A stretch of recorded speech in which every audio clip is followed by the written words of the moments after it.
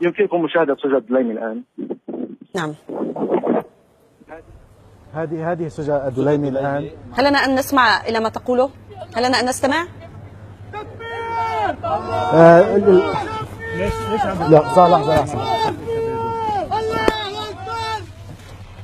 أنا عندي أخي بالنصرة، وأنا زوجة البغدادي على ما هيك أظن، يعني بيقولوا إنه زوجة البغدادي بس ما بعرف. طيب بيقولوا إنك زوجة البغدادي، أنت كنت زوجة أنا طريقته من 6-7 سنين. مكان بغداد. هل أخذتي قرار بالانتقال إلى بيروت للعيش هناك؟ لا، أنا راح أطلع على تركيا. شو القرار اللي اتخذتيه؟ بكمل باسبوراتي أطلع على تركيا. يعني هلا حتكوني في بيروت ومن بعدها ستحاولي الانتقال إلى بلد آخر.